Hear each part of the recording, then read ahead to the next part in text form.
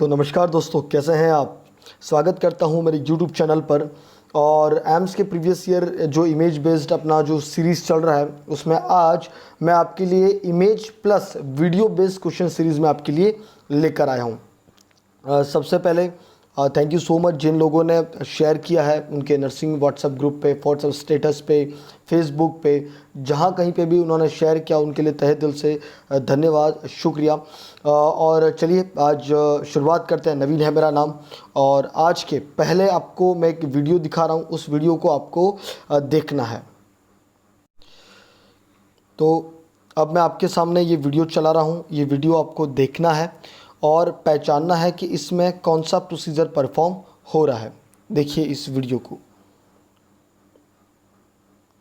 क्योंकि एम्स में बहुत बार इमेज बेस्ड क्वेश्चन भी दे रखे हैं, है ना।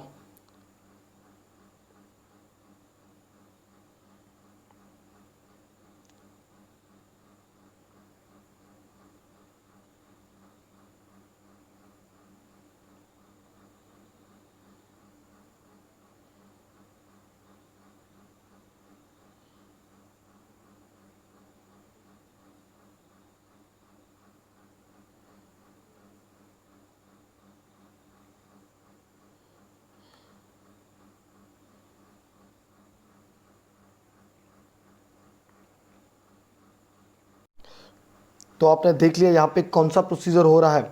अब आपको बताना है यहाँ पे कौन सा प्रोसीजर हो रहा है ना। तो पहला ऑप्शन आपका ट्रेकियल डायलेशन है, ट्रेकियोस्टोमी है, थायरॉयडेक्टमी है एंड सेंट्रल लाइन प्रोसीजर है। तो करेक्ट आंसर आप मुझे आपके कमेंट सेक्शन में बताइए, है ना। यहाँ चलिए नेक्स्ट क्वेश्चन में आप कमेंट सेक्शन में बताइएगा कौन सा हो रहा है। मैं बता देता हूँ, ये जो प्रोसीजर हो रहा है वो हो रहा है आपका ट्रेकियोस्टोमी का, है ना। ये जो प्रोसीजर हो रहा है वो कौन सा हो रहा है, ट्रैकियोस्टोमी का। The correct answer is your B. मैंने यहाँ पे जो हमेशा क्वेश्चंस आते हैं वो लगा रखे हैं। What is the tracheostomy, artificial opening of trachea. Most common incision कहाँ लगा जाता है, ये बहुत बार क्वेश्चन आ चुका है। तो कहाँ लगाया जाता है, second and third tracheal ring में। पेशेंट को जो पोजीशन प्रोवाइड की जाती है वो की जाती है रोज पोजीशन, है ना। ये भी क्वेश्चन पूछा जाता है कि पेशेंट को जब ट्रेकोस्टोमी करते हैं तब कौन सी पोजीशन दी जाती है, तो कौन सी दी जाती है, रोज पोजीशन। ये भी क्वेश्चन ये बहुत बार एग्जाम में आया है और ये इस बार लोग इसमें कंफ्यूज भी होते हैं। What is the decannulation. Decannulations क्या होता है, जब रिमूव द ट्रेकोस्टोमी ट्यूब, जब आप ट्रेकोस्टोमी ट्यूब को बाहर निकालते हो उस प्रोसेस को कहते हैं डीकैनुलेशन। डीकैनुलेशन का मतलब वो नहीं कि आप कैनुला बाहर निकाल रहे हो ना, है ना। तो अभी आपके एक वीडियो से अप्रॉक्स आपके 4 से 5 क्वेश्चन मैंने कवर किए हैं, ठीक है। अब बढ़ता हूँ नेक्स्ट वीडियो पे। आपको वही नेक्स्ट वीडियो पहचानना है कौन सा है। अब आप यहाँ पे इस वीडियो को देखिए कौन सा ये प्रोसीजर हो रहा है।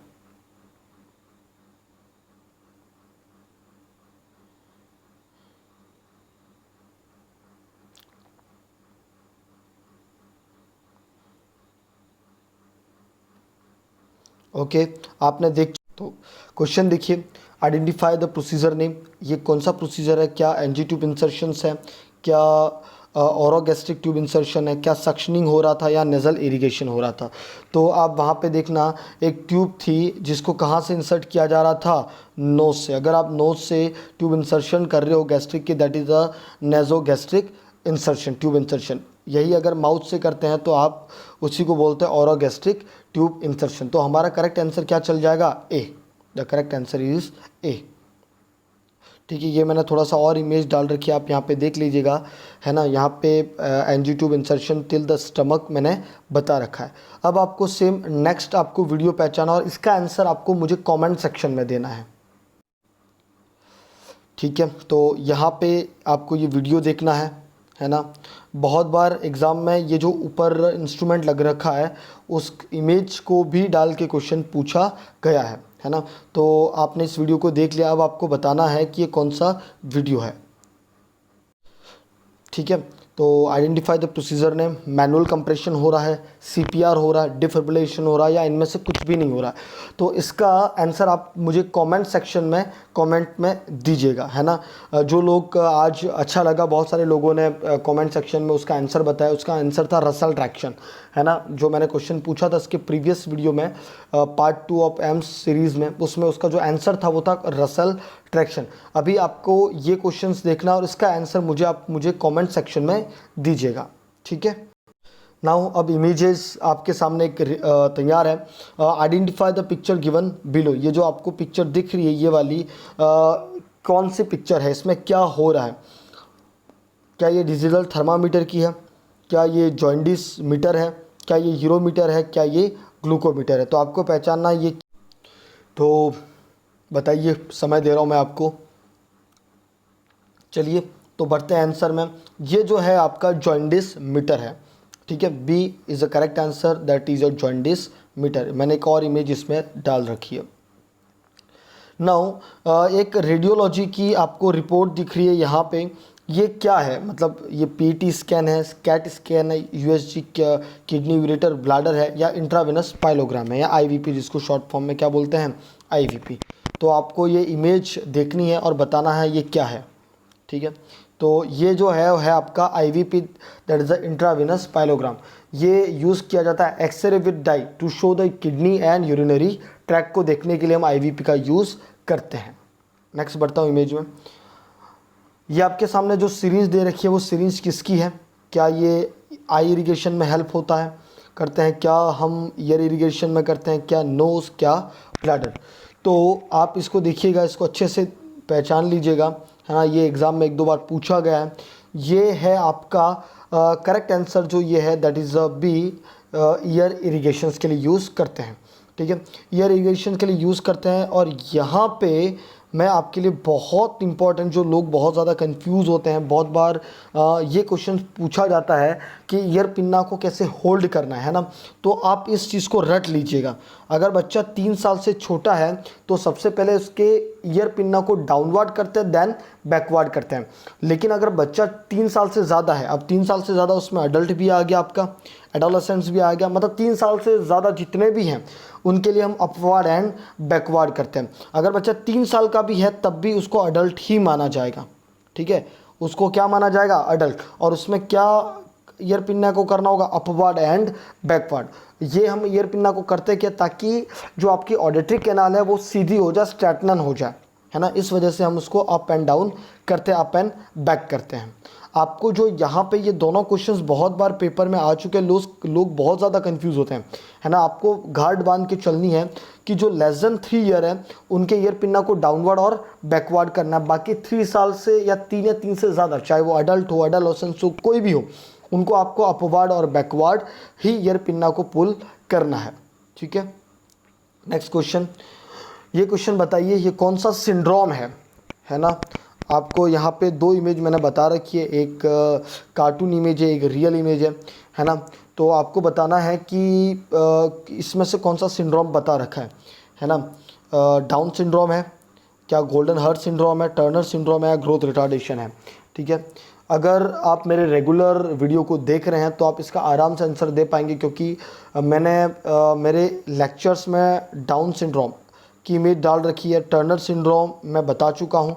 ग्रोथ रिटार्डेशंस मतलब जब ग्रोथ बेबी की कम हो जाए तो ऑब्वियस राउंड सिंड्रोम नहीं होगा, टर्नर सिंड्रोम नहीं होगा। टर्नर सिंड्रोम का जो रहता 45X0 इसका आपका क्रोमोसोमल नंबर होता है। डाउन सिंड्रोम ट्राइसोमी 21 कहते हैं जिसको, 21वें क्रोमोसोम पे 2 की जगह 3 आ जाए, है ना। तो the correct answer is your B, Goldenhar syndrome. इसमें असिमेट्री ऑफ फेस आपको देखने को मिलता है मेनली, है ना। इसका दूसरा नाम एक बार एग्ज़ाम में पूछा गया था, इसलिए मैं इसमें ऐड कर रहा हूँ। इसका दूसरा नाम है ऑरिकुलोवर्टिब्रल सिंड्रोम। इस नाम से भी इसको, गोल्डन हर्ट सिंड्रोम को इस नाम से भी जाना जाता है। नेक्स्ट, आइडेंटिफाई दिस इंस्ट्रूमेंट मैंने डाला नहीं है ना।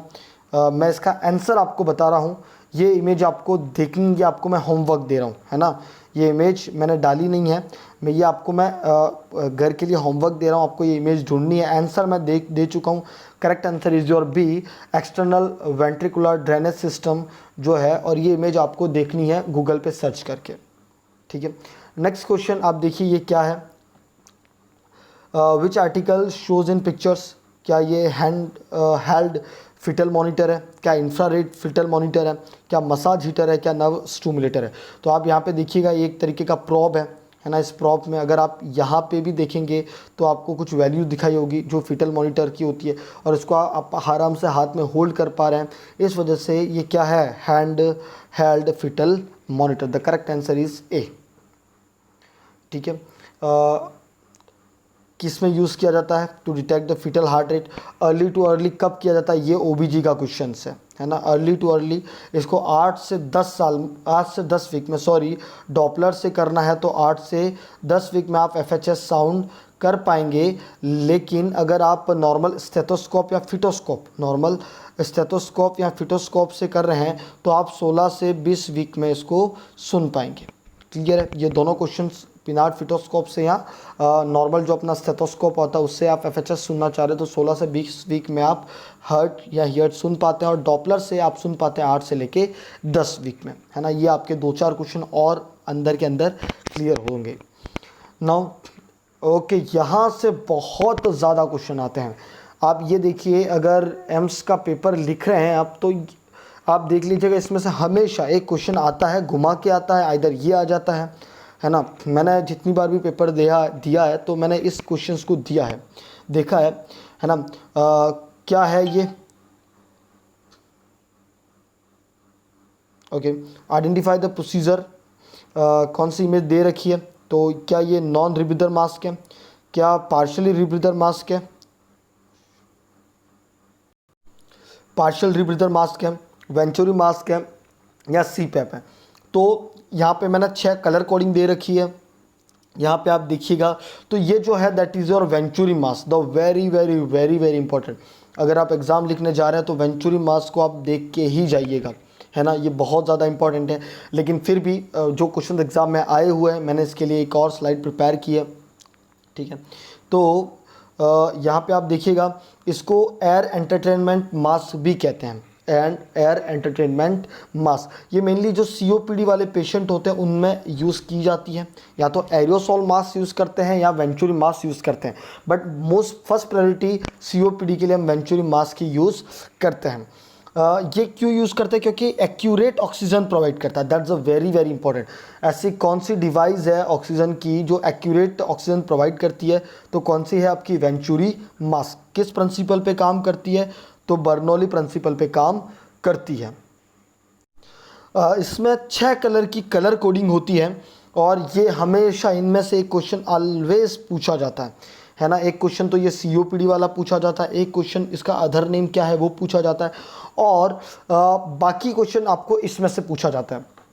अगर ब्लू कलर का है, जैसे आप इसमें देखिएगा ये, ठीक है, आपको यहाँ पे ये अटैचमेंट यहाँ पे होता है, this a blue colour, yellow colour, white colour, green colour, pink और ऑरेंज, है ना।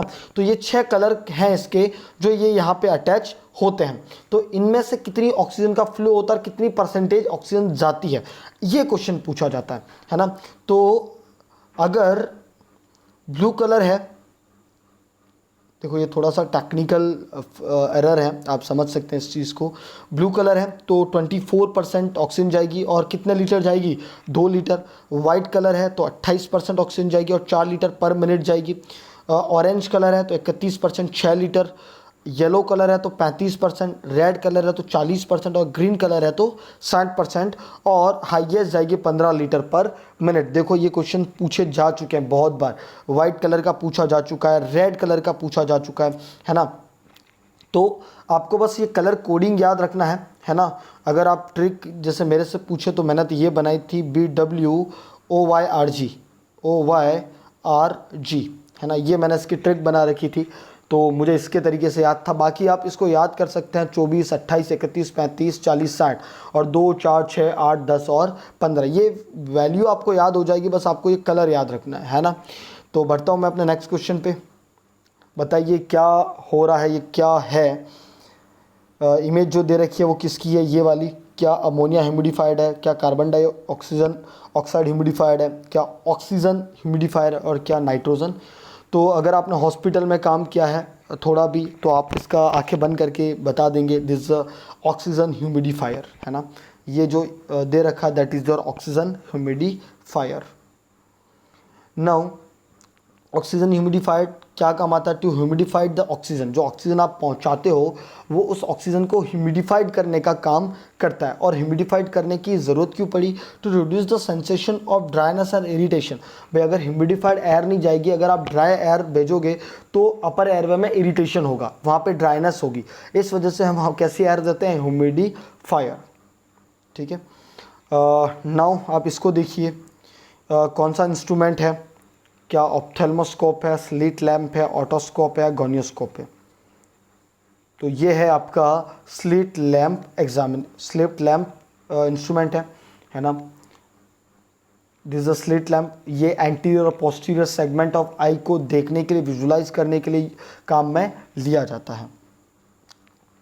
नेक्स्ट आप इसको बताइए, ये अभी इसके सफदरजंग वाले पेपर में ये पूछा गया था कि विच इज़ द इंस्ट्रूमेंट, इसका यूज़ पूछा गया था, आई थिंक सो, है ना। इसका यूज़ पूछा गया था। पहले आप बताइए इंस्ट्रूमेंट है कौन सा, यूज़ मैं नेक्स्ट स्लाइड में बता रहा हूँ। क्या ये ऑप्थेल्मोस्कोप है, स्लिट लैम्प नहीं हो सकता क्योंकि मैं इसके पहले में बता चुका हूँ, ऑटोस्कोप है या गोनियोस्कोप है। तो ये क्या है, गोनियोस्कोप, दिस इज़ द गोनियोस्कोप। क्या काम आता है देखते हैं। गोनियोस्कोप की मैंने एक और इमेज आपके सामने दे रखी है ना, डबल मिरर की। ये होता है आपका आइरिडो कॉर्नियल एंगल को देखने के लिए। ग्लूकोमा में आइरिडो एंगल, कॉर्नियल एंगल बहुत ज़्यादा हेल्पफुल रहता है ना। अगर जैसे क्लोज एंगल है, ओपन एंगल है, ये सच काइंड ऑफ ग्लूकोमा है जिसमें मेनली जो प्रॉब्लम होती है वो एंगल रहती है ना, एंगल में रहती है। तो उसको देखने के लिए हम इसका यूज़ करते हैं, है ना, किसका, गोनियोस्कोप का। बढ़ता हूँ नेक्स्ट, ये क्या है, क्या ये ऑप्थेल्मोस्कोप है। देखो स्लिट लैम्प नहीं हो सकता, आपका गोनियोस्कोप नहीं हो सकता, है ना, आइदर ऑटोस्कोप या ऑप्थेल्मोस्कोप। तो आप इसका ये वाला पोर्शन देख के आप पता लगा सकते हैं, ये ऑडिटरी कैनाल में जाएगा आपके, है ना। तो कौन सा करेक्ट आंसर है आपका, otoscope to visualize the ear को या ऑडिटरी कैनाल्स को, टिम्पैनिक मेम्ब्रेन्स को देखने के लिए हम ऑटोस्कोप का यूज़ करते हैं। नेक्स्ट, अब ऑप्शन ही मैंने ऐसे रखे हैं तो आप आंखें बंद करके पता लगा सकते हैं। स्लिट लैम्प नहीं है, ऑटोस्कोप नहीं है, गोनियोस्कोप नहीं है, क्या है, ophthalmoscope to visualize the structure of eye. इसके लिए हम क्या यूज़ करते हैं, ophthalmoscope. The correct answer is A. ये देखिए, ये आपके लिए नया हो सकता है।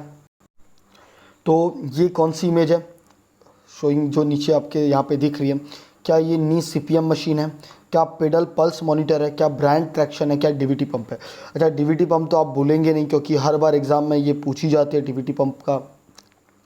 ब्रांड ट्रैक्शन, इसके पहले वाले लेक्चर में मैं ब्रांड ट्रैक्शन को बता चुका हूँ, तो अगर आपने वो देखा है तो आप बिल्कुल इसको तो कैंसिल करेंगे, है ना। पेडल पल्स मॉनिटर नहीं है ना। तो correct answer is your knee CPM machine, ठीक है। एक और मैंने इमेज डाली है इसकी जो एग्ज़ाम में पूछी गई थी, है ना। ये इमेज आपके एग्ज़ाम में पूछी गई थी एक बार, knee CPM machine. It is also called the CPM का जो फुल फॉर्म है that is a continuous passive motion. ये कहाँ यूज़ की जाती है, gently flex and extend to the knee joint. Knee joint को थोड़ा सा सर्जरी के बाद, जैसे किसी का नी रिप्लेसमेंट हुआ, फीमर का कोई फ्रैक्चर हुआ है, टिबिया फिबुला का कहीं फ्रैक्चर हुआ है, कोई भी ऐसी सर्जरी हुई है या कोई टेंडन रिप्लेसमेंट हुआ है, तो सर्जरी के टाइम पे थोड़े से नी को मूवमेंट करने के लिए इस मशीन का यूज़ किया जाता है। मूवमेंट इसलिए ताकि जॉइंट्स में स्टिफनेस नहीं आए, है ना। That is your knee CPM machine.